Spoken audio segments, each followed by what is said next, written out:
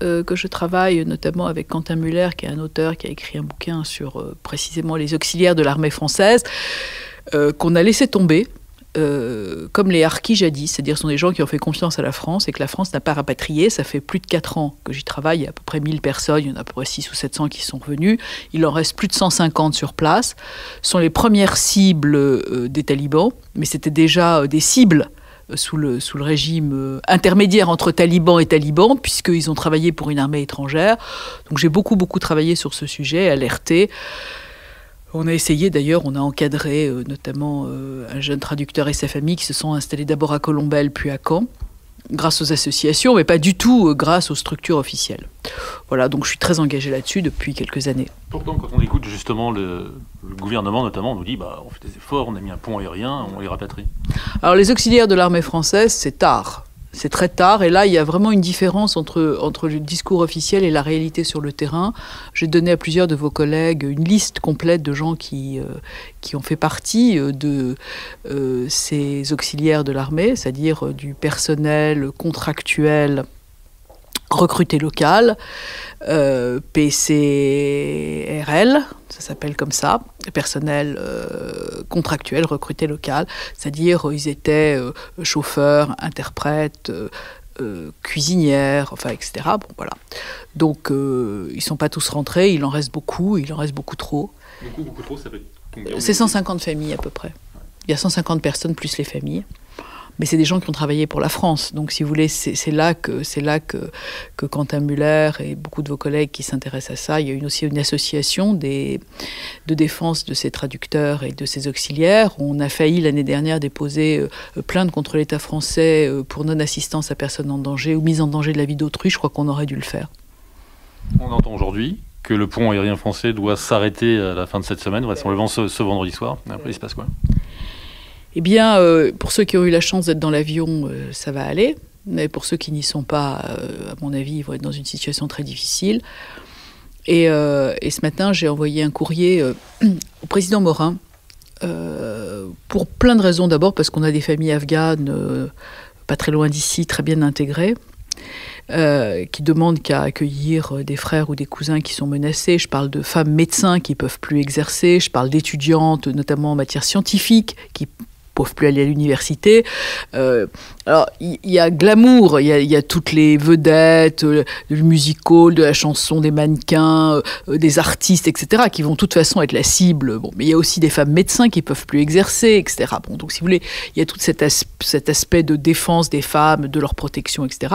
Il y a toujours ces auxiliaires, et puis il y a des gens qui sont journalistes et qui sont menacés dans leur quotidien. Donc, ceux qui ne sont pas rentrés dans l'avion parce que le pont aérien va s'arrêter, évidemment, avec le retrait définitif et complet des troupes américaines, personne ne peut rester sans l'assistance américaine là-bas.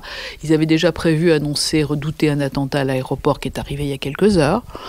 Donc déjà, accueillir ceux qui arrivent, ça me semble déjà être important. C'est en cela, à mon avis, que la Normandie a un rôle. Certains représentants de certains partis politiques font l'analogie avec des arrivées massives de millions d'Afghans. C'est pas ce qui se présente. Ben non, d'abord, c'est pas ce qui se présente. Et puis en plus, moi j'en fais une autre d'analogie, voyez-vous, mais vous me direz que j'ai l'esprit mal tourné, mais on vient de célébrer la fin de la libération de la Normandie et de l'Orne en particulier, puisque hier c'était la libération de Paris. Et devant chaque monument aux morts, à chaque occasion, avec des reconstitutions, on vante les mérites de la République, les mérites de la résistance, le devoir de mémoire, etc. Mais enfin, accueillir des gens qui sont menacés par un obscurantisme terrible, par une dictature religieuse, accueillir ces gens sur le territoire français, ça me semble relever précisément des vertus de la République qu'on a essayé de défendre dans nos monuments aux morts à grand renfort de clairons. Donc passons aux actes. La Normandie, plus que peut-être le reste de la France, a un devoir. Bon, d'abord...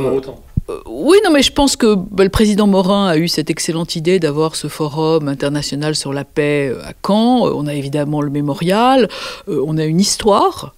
On a une histoire particulière de ce point de vue-là en ce qui concerne la Deuxième Guerre mondiale et précisément le devoir de mémoire. Je pense qu'il faut passer de la théorie à la pratique, moi. Et vous parliez des flux migratoires. Alors, on ne parle pas de millions de personnes, on parle de quelques centaines de personnes, on parle de quelques familles dispatchées sur toute la France. Ça pourrait faire, je ne sais pas, une dizaine ou une quinzaine de familles en Normandie, surtout que des gens ont déjà des questions de regroupement familiaux. Moi, j'ai confiance en l'humain. Et je pense que les gens qu'on va aider auront évidemment à cœur de s'intégrer dans notre société, comme beaucoup l'ont déjà fait. Donc moi, je crois pas à ça. Le président de la République l'a dit. Moi, je pense surtout aux femmes et aux jeunes filles en ce moment qui vont retomber dans la nuit noire des talibans. Je pense aussi au grand fiasco de cette opération et des organisations internationales. Donc je pense que la société civile doit prendre le pas et qu'on doit organiser un rapatriement pour ceux qui arrivent déjà avec les avions. Alors après, ce qu'il faudrait, c'est évidemment les extirper de ce pays maudit, ce régime maudit plus exactement, vers les pays voisins, Ouzbékistan, Kirghizistan, Turkménistan, qui sont juste à côté, ou Tadjikistan, et puis après voir... voilà. Vous avez vu qu'il y a quelques jours, on a récupéré 4 personnes indésirables dans un avion qui ont tout de suite eu une mesure d'interdiction du territoire, etc., qui n'avaient pas respecté, enfin en tous les cas, des gens qui étaient liés au terrorisme. Bon, alors, 1, il y a eu une faille à l'embarquement. 2, il n'y a pas eu de faille à l'arrivée. Donc finalement, le système a à peu près fonctionné, sauf qu'ils ont pris la place de 4 personnes qui auraient pu être sauvées. Je ne vois pas comment on va les expulser maintenant. Donc on a une situation à gérer qui est de quelques milliers de personnes qui sont arrivées avec le pont aérien. Et je pense qu'on doit prendre toute notre part à leur intégration, à leur protection. Voilà. Et c'est pourquoi j'ai demandé au président Morin s'il voulait essayer de lancer un appel ou d'organiser un peu les choses. Je pense qu'on en a les moyens. Je pense qu'on en a le devoir. Et voilà. Ceux et celles qui sont restés coincés en Afghanistan aujourd'hui, qui resteront coincés en Afghanistan demain, clairement, ils sont en danger de mort. Ah, ils sont en danger de mort. Ils sont en danger de mort. Je vous le dis, il était déjà entre les deux régimes. Il y a eu des morts, hein. Il y a eu des attentats contre des anciens auxiliaires de l'armée française, mais aussi contre des auxiliaires de l'armée américaine. D'ailleurs, les Américains ont sorti leurs auxiliaires en priorité.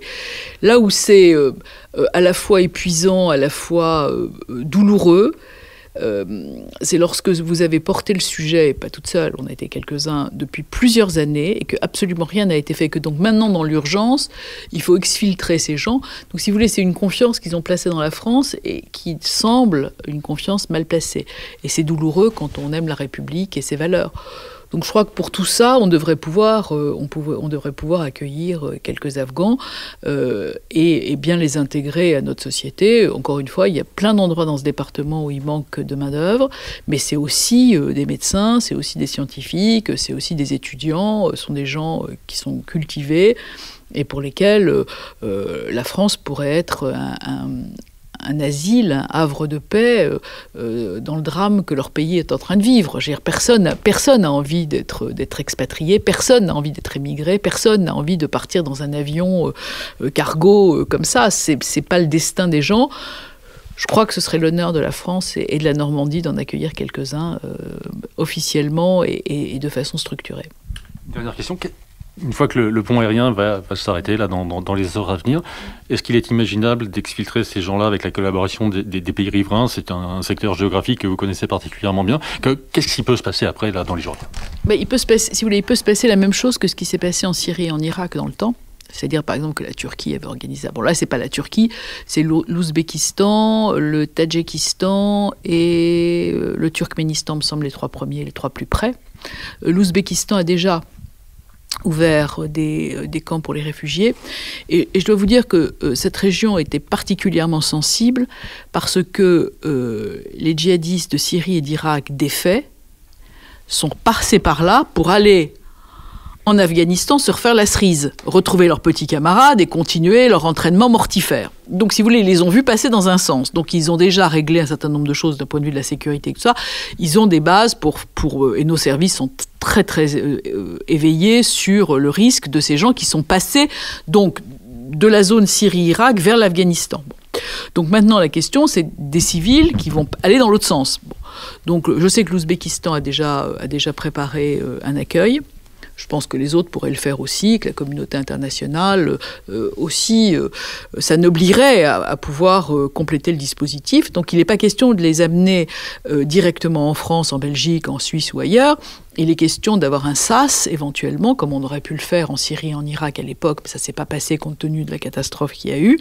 Mais là, on pourrait imaginer un stationnement intermédiaire, par exemple en Ouzbékistan, de façon à voir les gens, de coller leur identité, leurs regroupements familiaux, etc., leurs compétences. Peut-être que ces gens ont de la famille en Angleterre ou ailleurs, qu'ils ne sont pas destinés à être en France. Et puis c'est à ce moment-là que l'Europe pourrait trouver une répartition en fonction de la volonté des uns et des autres. On n'est pas en train de bouger des pions sur un échiquier.